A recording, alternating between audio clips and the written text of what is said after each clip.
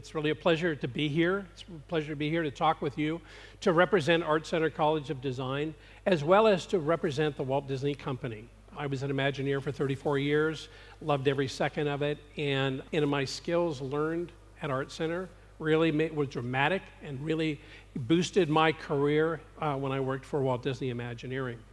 So it's also an honor here to be talking about the future of entertainment. But however, I'm not going to take you into the future right now. I want to take you into the past. And I want to talk about something that truly, truly inspired me when I was very young. Walt Disney had a television show called Disneyland, which focused on the 4 lands of the parks. It was prior to the parks opening, but that's what the division of the TV show is about. And I was always excited about the future, the Tomorrowland segment of it. And in one particular show, when I was about 6 years old, that I saw, it was a show called Man in Space. This particular show was long before any of the spacecraft have ever been invented, long before astronauts had been chosen, long before there was any program at all. Walt Disney created a technically and scientifically factual television show that talked about the entire process from launching and taking man into outer space and returning. Now, I'm going to show you about 2.5 minutes segment of this. It's very short, but there's a reason why I want to tell you this. And when we come out of this, I will talk about it some more.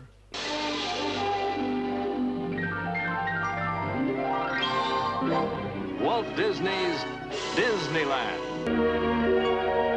Presenting this week.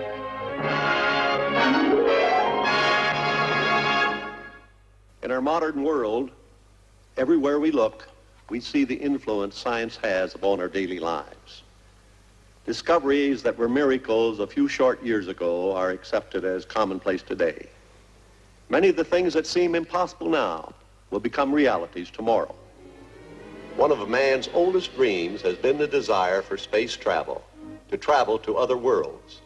Until recently, this seemed to be an impossibility. Only 48 hours remain until firing time.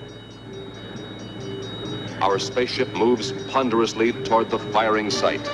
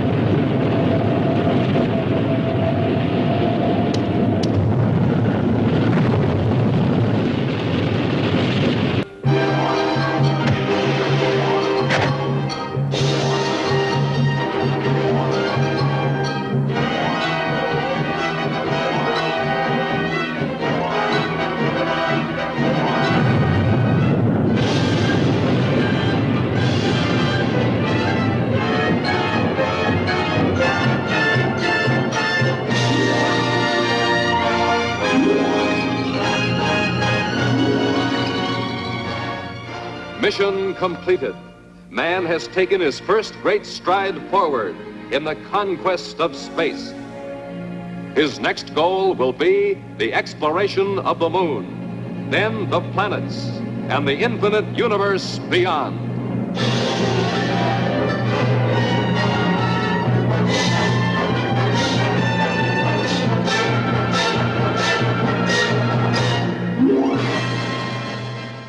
When that segment ended, it was approximately 12 minutes long. You just saw a really short version of it. The thing that impacted me the most is I turned to my parents and I said, is this real? Did we really go into outer space? And my father said to me, I think Mr. Disney just made that up. And I was profoundly impacted by this in a sense that Mr. Disney, Walt Disney, who is the consummate teller of stories, created something that had never been seen before, put into a document, an animated film, and showed a process from A to Z on how man can go into outer space. The story goes that the show was so impactful for people that the President of the United States called Walt the next day. And he said, I have a bunch of scientists who can't get this space program going. Would you send me your TV show? The fact is that what impacted me even at that time and has really carried me through all my years at ArtCenter and all my years at Disney was the idea and the ability to actually create a vision for something, creating a vision for people of something that had never existed before. And yet now you had people following this, following it and believing in it. And this was a very powerful statement.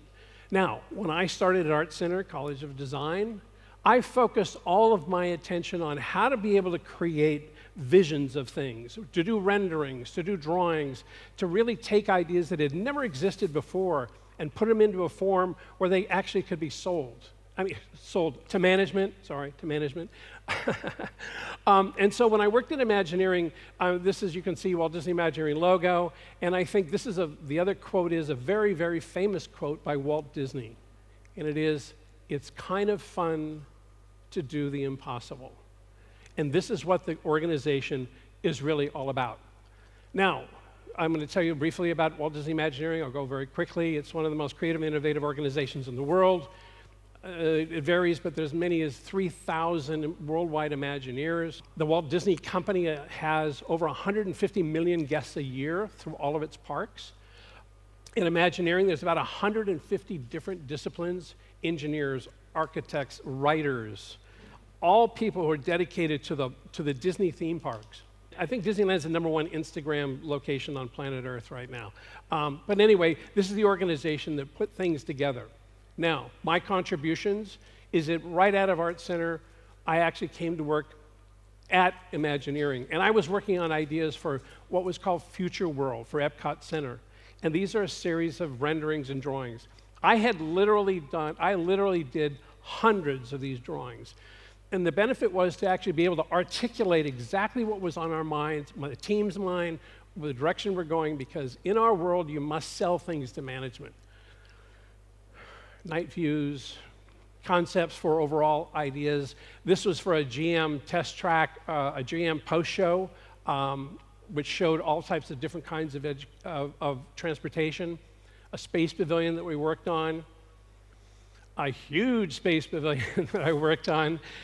The idea of being able to create something that doesn't exist and put it into a form that actually people look at it. People believe when they see something visual. They believe it. They understand it. It makes it real. This is for an exhibit about the brain and how it all works and how it integrates with computers and all that. One project that I had, that I actually ran an entire project, was our team, was a project called The Living Seas. And this is a project that was actually dedicated to the oceans, and we built the world's largest false ocean in the world. This is one of those rare projects where it's about the oceans, but it was really about man's future in the oceans. There was an underwater sea base. We had special effect hydrolators or elevators that took you down into the ocean. This was the overall sea base itself with vessels all hanging from the ceiling and experiments in the reef that were going on. It was really an extraordinary success when it opened in 1985. This is Epcot Center overall. Next, I want to talk about a project that I think really represents the world of experiential entertainment. Having the ultimate experience was really what the goal was of this particular attraction. We had done Space Mountains before, but for Disneyland Paris, what we wanted to do was create something that was dedicated to the great visionary, the European visionary, Jules Verne. Jules Verne wrote a story in 1865 about a trip to the moon, where a giant cannon shot a train into outer space. So we've done Space Mountains before, but this one I wanted to do something different. A catapult launch had never been done on a coaster, and so we were going to invent something. This project proved to be an enormous success for the Walt Disney Company. First, technology. Second, it had the best story relating to a thrill ride. The cannon shooting humans into outer space. We also invented not only the catapult launch, but we also invented onboard audio. So the sound would, like a movie track, as it would take you through the whole experience. Now, I'm showing you this sketch because this is a sketch of the cannon that shoots a 10,000 kilo train up to 90 kilometers an hour in 2 seconds.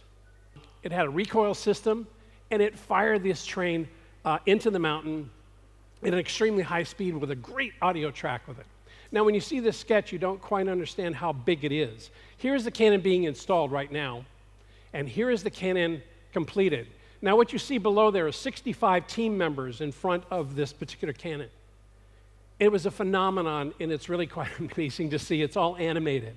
Now, let me tell you about this attraction. Not only did it win the TEA Award for Best Attraction in 1995, it increased attendance by over 2.5 million. It came in under budget, yay!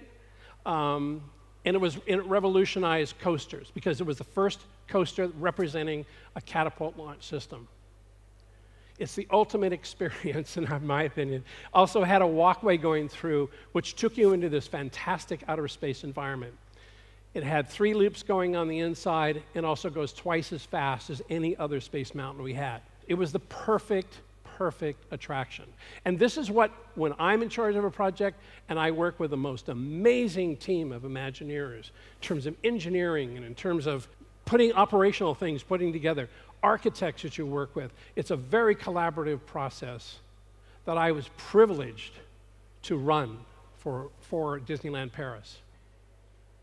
I did Hong Kong Tomorrowland, and one of the big challenges I had for Tomorrowland in Hong Kong is how do you build Tomorrowland when you're already in Hong Kong, which already looks like Tomorrowland? And it had its own challenges. So we had to come up with an entire different story for this particular attraction. And it was all about being in an outer space camp, if you will. That's the challenges you have to work with in order to make things work, especially for the Walt Disney Company. Every one of their theme parks has its own culture, it has its own audience, and we adapt everything to that audience. What I'm showing here is a vision for what the Hawaii Development Aulani project looked like. I started this development along at the very beginning of it. And the interesting thing in terms of the storytelling here was that the Walt Disney Company didn't want to bring Disney too much to Hawaii. What they really wanted to do was take the skills of storytelling, the skills of the Walt Disney Company, the skills of Imagineering, and tell Hawaiian stories. So it was capital H Hawaii, small d Disney. This project has been enormously successful. It's very respectful to the local culture, and it is, again, typical of what happens, when Disney goes into other locations. One of the things I wanted to talk about is this process for creating projects. The creative process always seems to feel like it's always talked about like being kind of a random kind of process where it's just footloose and do whatever you want. But my experience has been that the creative process has a very disciplined structure to it. It's important that the process be creatively defined. It's important that it has phases and steps, and every one of these phases actually tells a story and builds on one step to the next step. So it's not a random aspect of just creativity. It's really all about really having discipline and building milestones and setting goals for yourself. The one thing that I think is extraordinary is, I guess maybe the question I would ask is, do you know why people love theme parks? One of the reasons why people love theme parks is that big companies like Disney and Universal and Blackstone and Shimalong and some of the other big theme park design companies are out there. And one of the reasons why things work is because in the process of designing, you take rides, attractions, placemaking, entertainment, food, retail, every aspect of it, and you work them and put them all together so they're cohesively working together. So people have a feeling of safety and security, and they know what's going on, and things make sense. Well, what I've discovered in my own business is that this concept of theme park design, how things cohesively work together, are now being applied to every business unit you can imagine. It used to be just hotel resorts. Now it's ranging from retail to restaurants to transportation to residential to hospitals. I'm currently working on a project for a major sports team in Los Angeles. They want that process of how do we integrate together the placemaking, how do we turn a brand into a place, and how do we actually make things so that they all work together and we can tell our own story. And again, it goes back to that storytelling device that I told you about with Walt. This is so ingrained to everyone. It is the thing that enriches all of the components of any project. People are demanding a higher level of experience, escape and entertainment in their everyday life. Now what's happening is that the integration of experience entertainment along with digital entertainment is now melding together. One thing I want to mention, where I'm getting most calls these days in the United States is with shopping centers. Shopping centers right now, because of the internet and because people can shop through the internet, are suffering. So people are going, how do we get people back? And so attractions, elements of interactivity, storytelling, diversity, are all things we have to explore. That's one of the things that we actually end up doing. How to make these things, assets that were actually relevant at one time, are not as relevant anymore. We need to capture their attention, their imagination, and connect with emotions. And this is true with everything. It isn't just theme parks. It's really quite amazing to see. Now, one of the things I want to put together here was steps to success. There is a very logical process by how work gets done in our business. And this is really important. Number one, Imagineering rule, know your audience. The pictures you see up here are of 6 Disney theme parks, all different. Paris, Shanghai, Hong Kong, Tokyo, Orlando, Disneyland. Each one has an audience that loves the Disney company, but each one is different. Each culture is different. So when you go into a project, what you really, really want to do is know that audience. Who are you trying to appeal to? It's number 1. 2, define your goal. We intend to create an immersive, world-class cultural theme park that honors the greatest artists of Europe and bring them to life. Or, our resort will set the standard for green, luxury green hospitality by surrounding the guests with personal experiences that bring nature to life. Define your goal. And again, I'm going to tell you that everything I'm talking about could relate to a 100-story skyscraper or a food cart. Define your goals. Number 3, understand the location. As I mentioned, the Disney parks have locations all over the world, but locations in China, locations in the Middle East, South America, all are unique and all are different. You must understand what you're dealing with. Number 4, research. When you see some of these charts up here, you'll see one of them is a layout, the lower right corner. This is a layout of the park that actually defines and how you distribute a menu of attractions throughout a park. The upper left corner is all about different cultural elements, things that you want to incorporate. Could be culture, could be educational, could be many different things, but get your research correct and understand exactly what it is that you want to do. The famous develop a creative vision. Sometimes it's done with sketches, sometimes it's done with found images. But the whole key is that you really, really want to create something that begins to explain to your audience or to your client what it is you're trying to do without getting too far into design. Number 6, and I think this is really interesting from my point of view and where I've had success, is that creating beginning design is one of the last things that you do. I mean, actually, it's the first thing that you do for the next phase. But it's all of this build-up. Get your story right. Know your audience. Do your research. All of these will pay off when you begin the design, because then you have a roadmap. One of the things that we do, I have a guy who works for me who is a brilliant writer. We don't do anything until we write a quote-unquote script. The script itself is like a roadmap. It tells people where we're going. Everyone understands scripts for movies. They don't understand scripts for theme parks. But believe me, it is the best way to be successful. This is a project I did 4 years ago up at Beijing, up by the Great Wall. Worked with a client up there, and there's an existing Ming fortress up there that we were actually working on and trying to recreate an entire experience because of the number of people who will go up to Beijing. The interesting thing for me when I discovered the number of people who would go there were like 10 million people would go. Everyone would go for an hour and then leave and never come back. This particular experience was to recreate the world of what Ming Fortress was all about and actually extend people's experience and actually enrich their experience about the Great Wall.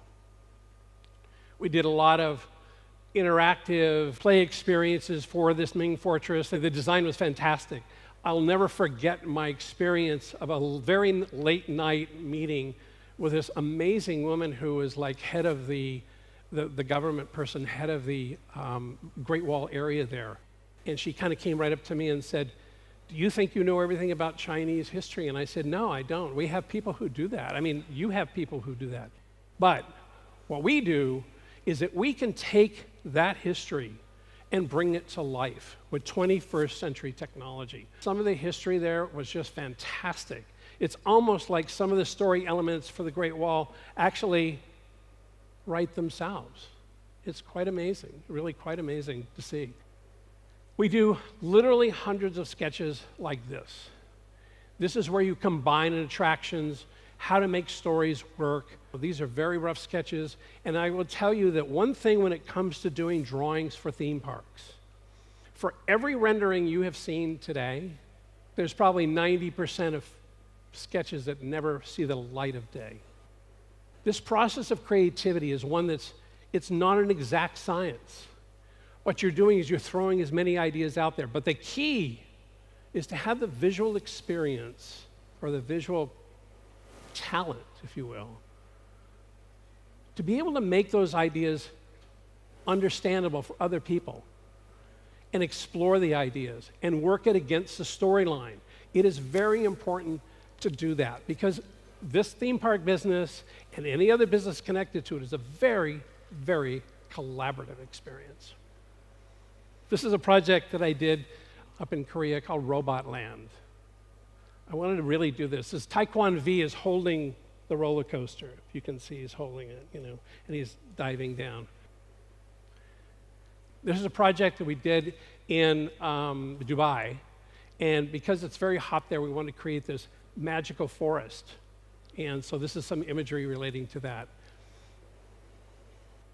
This goes back to one of the other projects I was working on. This was called Adventure Kingdom. This is another matrix which actually shows the menu of all the particular types of attractions so that you know that the park is balanced.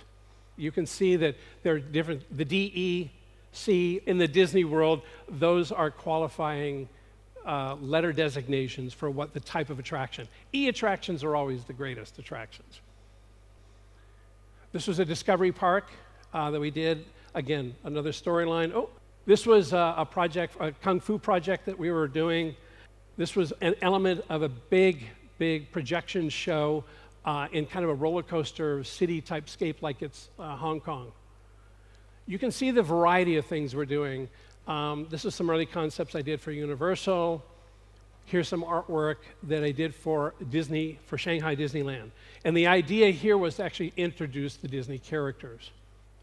Train station, which they didn't do a train station, but again, trying to explore the type of ideas. Again, I can't emphasize enough, this creating a vision. In this particular case, I did about 15 different elevations. This is for Mickey's Avenue, long before it ever got started. What you really want to do is have skills so professional that you don't have to think about drawing. Andy had indicated that. You want to really think about how to communicate the ideas. This was a concept that I did for a new Space Mountain. I've done 3 already, and I wanted to do this one, but they've done a great job down at Shanghai Disneyland on that particular attraction. So, to answer the questions about the challenges here, what is the future? I believe that in the future, this experience entertainment and digital entertainment will marry together, and you will see these anything is being built. You see it at the Disney Company, and you'll see it on all other attractions. The field is broad, and it's very exciting. Anyway, thank you very much.